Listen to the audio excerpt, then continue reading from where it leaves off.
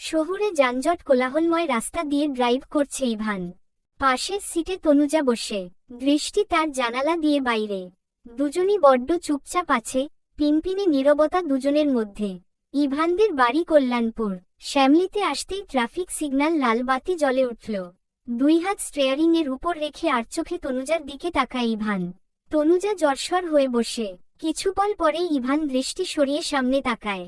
সবুজ বাতি জ্বলে উঠতেই গাড়ির হর্নের শব্দ তীব্র হয়। পিছনে থাকা সব গাড়ির যেন খুব তাড়া। সামনের গাড়িগুলোও চলতে শুরু করে। ইভান গাড়ি চালু করল। বসুন্ধরা সিটি শপিং মলের পার্কিং লনে গাড়ি দাঁড় করায় ইভান। পরপর নিজে নেমে তনুজার পাশের ডোর খুলে দেয়। তনুজা শাড়ির কুচিটা এক হাতে ধরে আলগোছে নামে। ইভান আগে, তনুজা তার পিছু। কয়েকটা সিঁড়ি ভেঙে উপরে উঠে ভেতরে ঢোকে তারা। এত বড় কমপ্লেক্স, তারপর চতুর্দিকে আভিজাত্যে ভরপুর। এত ভরক দেখে তনুজার কেমন অস্বস্তি হতে থাকে। এসবের মাঝে নিজেকে বেমানান লাগছে তার। তনুজা চোখের কালো মণি ঘুরিয়ে ঘুরিয়ে চারিপাশটা একপল দেখে। ইভান প্যান্টের পকেটে দুই হাত গুজে হেঁটে সামনে এগোচ্ছে। তনুজা তার পিছনে। ইভান এস্কেলেটরের সামনে দাঁড়িয়ে পিছন ফিরে তাকায়। তনুজা দুকদম পিছিয়ে ছিল। পাশাপাশি আসতেই ইভান পা বাড়িয়ে এস্কেলেটরে দাঁড়ায়। তনুজাও ভয়ে ভয়ে পা ফেলল। আগে কখনো এসবে উঠেনি বিধায় তনুজার মাথাটা কেমন চক্কর দিয়ে উঠে। টাল সামলাতে না পেরে আচমকা এক হাতে ইভানের বাহু খামচে ধরে। তনুজার পেলব শরীর ভয়ে কেঁপে উঠেছিল। ইভানের বাহু ধরে এবার যেন ভরসার একটা খুঁটি পায় সে। ইভানের হাত এখনো পকেটে গুজে রাখা। সে শটান দাঁড়িয়েছিল। তনুজা এত জোরে খামচে ধরেছে যে নখ বিঁধে গিয়েছে। ইভান ঘাটটা ডানদিকে ঘুরিয়ে একবার নিজের হাতের দিকে তাকায়। মেয়েলি নরম কোমল হাতটা তার শক্ত লোমশ বাহু আঁকড়ে ধরে আছে। পরপর চোখ ঘুরিয়ে কপাল কুঁচকে তনুজার দিকে তাকায় ইভান। তনুজার মুখবিবর ভীতু হয়ে আছে। তনুজা চোখ তুলে তাকাতেই ইভানের শান্ত চাউনিতে তার নজর পড়ে। দৃষ্টি নামিয়ে ইভানের বাহু ধরে রাখা হাতের দিকে নজর পড়তেই তনুজার চোখ বড় বড় হয়ে যায়। ইভানের হাতে তার নখ বসে গিয়েছে। এক ফোঁটা লাল তরল দেখতেই অপরাধ বোধে ছেয়ে যায় তনুজার মন। তনুজার ভয় হচ্ছে মানুষটা এবার নিশ্চয় কষিয়ে একটা ধমক দিবে, আর নয়তো কড়া করে বলবে। তনুজা শুষ্ক ঢোক গিলে নিয়ে ভীতু স্বরে বলে, সরি, আসলে আমি বুঝতে পারিনি। ইভান দাঁত দিয়ে নিম্নষ্ঠ কামড়ে ভ্রু কুঁচকে তনুজার দিকে ঠাই তাকিয়ে রয়। ভয়ে রীতিমতো তনুজার বুক কাঁপছে। এর মধ্যে ইভান সামনে ইশারা করে অস্ফুটে আওড়ায়, চলো। ইভানের শান্ত শীতল স্বর শুনে তনুজা বিস্মিত হয়। এস্কেলেটর থেকে নেমে ইভানের বাহু থেকে নিজের হাতটা সরিয়ে নেয়। সেকেন্ড ফ্লোরে শাড়ির দোকানে ঢুকে তনুজার অস্বস্তি বুঝতে পেরে ইভান নিজেই বেশ কয়েকটা শাড়ি প্যাক করতে বলে। তারপর কয়েকটা থ্রি পিসও নেয়। সাথে প্রয়োজনীয় কেনাকাটা শেষ করে ফিরতে থাকে। ফার্মগেট জ্যামে আটকা পড়ে। এখন সন্ধ্যা রাত। কেনাকাটা করতে গিয়ে ঘোরাঘুরিতে তনুজার গলাটা শুকিয়ে যায়। আবার গরমে জ্যামে পড়ে পানির তৃষ্ণাটা বেড়ে গেল। তনুজা বসে শান্তি পাচ্ছে না। তনুজার অস্থিরতা বুঝতে পেরে ইভান শান্ত গলায় শুধোয়, এভনি প্রবলেম, সামথিং হ্যাপেন্ড। তনুজা মাথা নাড়িয়ে জোরতা নিয়ে বলে, না, ঠিক আছি। ইভান জানালা দিয়ে মাথা বের করে তাকিয়ে জোরেসোরে ডাকে, এই পিচ্ছি। এই গায়ে ছেঁড়া ফাটা গেঞ্জি অল্প বয়সী একটা ছেলে। এই পানি, পানি, পানি লাগবে বলে এই গাড়ি থেকে ও গাড়ির কাছে যাচ্ছিল। ইভানের ডাক শুনে ছেলেটা খুশি হয়ে এগিয়ে আসে। খদ্দের পেয়ে যেন আকাশের চাঁদ পেয়েছে এমন খুশির আমেজ ছেলেটার ভেতর বইতে থাকে। কাছে আসতেই ইভান বলে, এক বোতল পানি দাও তো। ছেলেটা 1 লিটারের ফ্রেশ এর মিনারেল ওয়াটার বোতল বাড়িয়ে দেয়। ইভান পকেট থেকে ওয়ালেট বের করে 200 টাকার একটা নোট দেয়। ছেলেটা গাল চুলকিয়ে অসহায় কণ্ঠে বলে, মামা ভাঙতি নাইকা, খুচরা দেন। ইভান স্মিত হেসে বলে, পুরোটাই রেখে দাও। ছেলেটার ম্লান মুখে হাসি ফুটল। এক গাল হেসে টাকাটা হাতে নিয়ে খুশি হয়ে সে আরেক গাড়ির দিকে ছুটল। তনুজা অবাক নয়নে চেয়ে চেয়ে দেখল। এই মানুষটাকে এই প্রথম একটু হাসতে দেখল। কারো সাথে আন্তরিকতার সাথে কথা বলতে দেখল, যে কিনা বাড়ির লোকদের সাথে প্রয়োজনের কথাও গম্ভীরভাবে বলে। ইভান তনুজার দিকে বোতল বাড়িয়ে দিয়ে বলে, নাও, তোমার বোধ হয় এটা প্রয়োজন। তনুজা আরেক দফা চমকাল। লোকটা কি করে জানল তার পানি পিপাসা পেয়েছে? তনুজা পিটপিট করে তাকিয়ে ইভানের হাত থেকে বোতল নেয়। বোতলের ক্যাপ খুলে ধীরে ধীরে পানি খায়। এদিকে কি করবে তাই ভেবে দিশেহারা দিব্য। ঘরময় অস্থিরতায় পায়চারি করছে। রাগ করে রাতে ডিনার করতে নিচে যায়নি সে। মা এসে ডেকে গিয়েছে, খাবে না, ক্ষুধা নেই বলেছে। তবে দিব্য জানে মাম্মা ঠিক সব কাজ শেষে খাবার নিয়ে রুমে আসবে। এটা সেটা বলে ইমোশনালি ব্ল্যাকমেইল করে অল্প করে হলেও খাওয়াবে। হাঁটছে আর 2 আঙ্গুল কপালে ঘষে বুদ্ধি বের করার চেষ্টা করছে। রুমের দরজা বরাবর এসে দাঁড়াতেই নীতির গলা শুনতে পায়। সিঁড়ি দিয়ে আসছে আর নৃত্যকে জোরে জোরে কিছু বলছে। দেব রুমের সামনে দাঁড়ায়।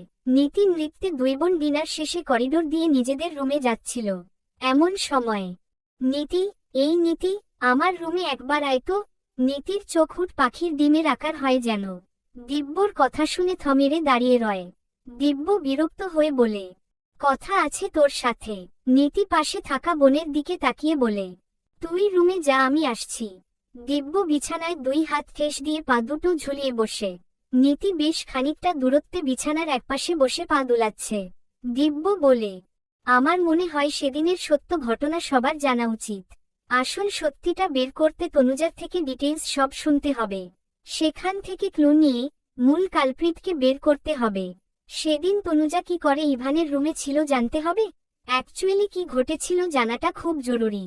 নীতি বড় করে হাই তুলল। তাই দেখে দিব্য দাঁত কিরমির করে। সে খুব সিরিয়াস হয়ে বলছে, আর এটা হাই তুলছে। কষিয়ে একটা ধমক দিতে ইচ্ছে হলো। কোনো রকমে রাগটা কন্ট্রোল করে দিব্য। ধমকের সুরে ফের বলে, আমি কি বললাম শুনেছিস? তনুজাকে। কথার মাঝেই নীতি বলে, আবার তুমি তনুজা বলছো? নানু আপু না তোমাকে ভাবি বলতে বলল। সে না তোমার থেকে সম্পর্কে বড়। দিব্য চোয়াল শক্ত করে বলে, নীতি তোর নীতি বাক্য রাখো। আমার কিন্তু মেজাজ খারাপ হচ্ছে। তুমি একটা কথা বলো তো আমায়। বলো তো শুনি, বলো কোন সময় তোমার মেজাজ ভালো থাকে? আমি তো কখনো তোমার ভালো মেজাজ দেখিনি। যখন দেখি তখনই তো রেগে থাকতেই দেখি। মেজাজ তো তোমার সবসময় 440 ভোল্টেজের হয়েই থাকে। সেখানে নতুন করে আর কি মেজাজ খারাপ হবে? দিব্য ধমক দিয়ে বলে, থামো, আর যা বললাম তাই করবি। তুই সবটা শুনে আমাকে জানাবি। উদ্ধৃতি চিহ্ন। নীতি ভাবলেশীন থাকে। দিব্যর ধমক, রাগের তোয়াক্কা করে না সে। গা ছাড়া ভাবে নির্লিপ্ততা কণ্ঠে বলে, আচ্ছা এখন পুরানো কাসুন্দি ঘেটে আর কি হবে? যদি সেদিন ওদের মধ্যে কিছু হয়েও থাকে, ওরা তো এখন দম্পতি। তাই ব্যাপার না, যা হওয়ার হয়েছে বাদ দাও তো তুমি। তার চেয়ে তুমি যদি বলো, তুমি চাচ্ছু হচ্ছ কবে? এই খবর জানতে এক্সাইটেড হলে এ ব্যাপারে আমি তোমায় হেল্প করতে পারি। ভাবিমণিকে জিজ্ঞেস করব, তা আমাদের দিব্য বাবু চাচ্ছু হচ্ছে কবে? সে তো চাচ্ছু হওয়ার জন্য ব্যাকুল হয়ে আছে। তোমরা ফার্স্ট বেবি নাও, আর তাকে কা। দিব্য হাত উঁচিয়ে 1 আঙুল দরজা বরাবর তাক করে চোয়াল ঝুলিয়ে চেঁচিয়ে বলে, out, get out from my room. ফোঁস ফোঁস করে নিঃশ্বাস ফেলে রাগটা কমানোর চেষ্টা করে। থেমে দাঁত কিরমিরিয়ে বলে, এক্ষুনি আমার রুম থেকে বেরো। 1 সেকেন্ডের মধ্যেই আমার চোখের সামনে থেকে যা। অনেক কষ্টে কিন্তু নিজেকে কন্ট্রোল করেছি। তুই আমার ধৈর্যর লিমিট ক্রস করে গিয়েছিস। নীতি ফট করে বসা থেকে উঠে দাঁড়ায়। 1 আঙুল নাকে ঘষে বলে, আরে যাচ্ছি, যাচ্ছি। মোটেও তোমার এখানে থাকার ইচ্ছে নেই আমার। এমনিতেই রাত। তারপর বাড়িতে যা শুরু হয়েছে, আমি তো এখনো বেশ ভয়েই আছি। রাতে একলা রুমে তোমার সাথে আছি বলে নানু আপু না জোর করে ধরে বেঁধে তোমার সাথে জুড়ে দেয়। দিব্যর চোখ দুটো রাগে লাল টকটকে হয়ে আছে, যেন চোখ দিয়েই ভস্ম করে দিবে। নীতি তোয়াক্কা করে না এসবের। সে মুখ ভেঙিয়ে বলে, গেলাম, টাটা, বাই বাই। নীতি যেতেই শব্দ করে দরজা লাগিয়ে দেয় দিব্য। নীতি তাকে তনুজার বাচ্চার চাচ্চু বানিয়ে দিল। রাগে হিতাহিত জ্ঞান হারিয়ে ড্রেসিং টেবিলের সামনে থাকা পারফিউমের ভারী বোতলটা হাতে করে আয়না বরাবর ছুঁড়ে মারে। সাথে সাথে কাঁচ ভাঙ্গার শব্দ ঘরময় ছড়িয়ে পড়ল। পরপর বিছানায় বসে 2 হাতে মুখ চেপে ধরে থমেরে থাকে দিব্য। তখন তনুজাকে বাড়িতে নামিয়ে দিয়ে ইভান ওর মতো গাড়ি নিয়ে চলে যায়। এখন ঘড়ির কাঁটা রাত 12টার ঘরে। ইভান মাত্র বাড়ি ফিরল। রোজকার মতো মদপান করে বাড়ি ফিরেছে সে। এটা তার নেশায় পরিণত হয়েছে। দ্বিগুণ কত করে বলে সে ছাড়তে পারে না। মদ না খেলে তার চোখে ঘুম আসে না। মানুষ অভ্যাসের দাস। এটা তার অভ্যাসে পরিণত হয়েছে। রুমে ঢুকেই ইদানিং প্রথমে নজর যায় বিছানায়, যেখানে গুটিসুটি মেরে শুয়ে আছে এক রমণী। মেয়েটা খুব ঘুমকাতুরে। ইভান বিছানায় বসে এক পায়ের উপর আরেক পা তুলে কেটস খুলতে থাকে। তনুজার দিকে হঠাৎ নজর পড়তেই ইভান ঢোক গিলে। ইভানের নিঃশ্বাস ভারী হয়ে আসে। সবকিছুতে গোছালো হলেও ঘুমিয়ে পড়লে মেয়েটা এলোমেলো হয়ে যায়। এই মসৃণ পেট দেখা যাচ্ছে, ব্লাউজের গলা বড়, তারপর আঁচলটা এলোমেলো হয়ে একপাশে অবহেলায় পড়ে আছে। এই দৃশ্য যেকোনো পুরুষকেই আকর্ষিত করতে যথেষ্ট। ইভানের পুরুষালী নজর আজ যেন বেহা হতে চাইছে। না চাইতেও ঘুমন্ত রমণীর আপাদমস্তক নজর বুলায় সে। কেমন একটা অদ্ভুত শিহরণে শিহরিত হয় ইভানের তনুমন। তারপর নেশা অবস্থায় থাকায় চম্বুকের ন্যায় টানছে। ইভান লম্বা শ্বাস টেনে নিয়ে উঠে লাইট বন্ধ করে দেয়। আজ আর ডিম লাইটও জ্বালায় না।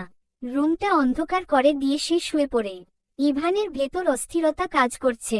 ঘুম আসছে না, শুয়ে নড়াচড়া করতে থাকে সে। কোলবালিশের ওপাশে আরামসে নিশ্চিন্তে ঘুমোচ্ছে তনুজা। জনের মাঝে থাকে ইয়া বড় একটা কোলবালিশ, যেন ভারত পাকিস্তানের বর্ডার। পাখির কিচিরমিচির শব্দে ঘুম হালকা হয় তনুজার। আড়মোড়া ভেঙে উঠে বসে তনুজা। এমন সময় গম্ভীর গলার আওয়াজ আসে, এরপর থেকে শাড়ি পরবে না তুমি, 3 পিস পরবা। জানালার পর্দা গলিয়ে সকালের এক ফালি নরম রৌদ্রময় ছড়িয়ে পড়েছে, যার দরুন রুমটা মৃদু আলোকিত। তনুজা পিটপিট চোখে ইভানের দিকে তাকায়। ইভান 2 হাতে বালিশ জড়িয়ে উপর হয়ে শুয়ে আছে। তনুজা তাজ্জব বনে যায়। অবাকের সুরে সে প্রশ্ন করে ওঠে, মানে, কিন্তু কেন? আপনার দিদুনি তো শাড়ি পরতে বলে, 3 পিস পরলে বকাঝকা করে। তাই তো। ইভান চোখ দুটো বুজে রেখেই জবাবে বলে, সারাদিন শাড়ি পরে থাকলেও রাতে 3 পিস পরবা। যদিও ড্রিঙ্ক অবস্থায় থাকলেও আমার নেশা ধরে না, কিন্তু রোজরোজ যদি কেউ সিডিউস করতে এলোমেলো হয়ে থাকে, তাহলে তো সমস্যা। কোনোদিন অঘটন ঘটে যায়। পরপর মস্তিষ্ক সজাগ হতেই তনুজার অস্বস্তি হয়। বিষয়টা টের পেতেই প্রচণ্ড লজ্জায় পড়ে সে। ইস, আগে থেকেই তার শোয়া ভালো নয়। দাদি এই নিয়ে মজা করে অনেক কথাই বলতো, তাই ইভানের কথা পুরোপুরি বিশ্বাস হয়। লজ্জায় তনুজার মাটি খুঁড়ে লুকাতে ইচ্ছে করছে। 3-4 দিন পর, পরন্ত বিকেল, কফি শপের নিরিবিলি পরিবেশের কর্নারের টেবিলে একটা ছেলে আর একটা মেয়ে বসে। মেয়েটার গায়ে ওয়েস্টার্ন পোশাক, ব্রাউন কালার করা চুলগুলো কাঁধের একটু নিচে, রোদ চশমাটা মাথার উপর তোলা। সামনের চেয়ারে বসা ছেলেটার মুখ গম্ভীর হয়ে আছে। চলবে।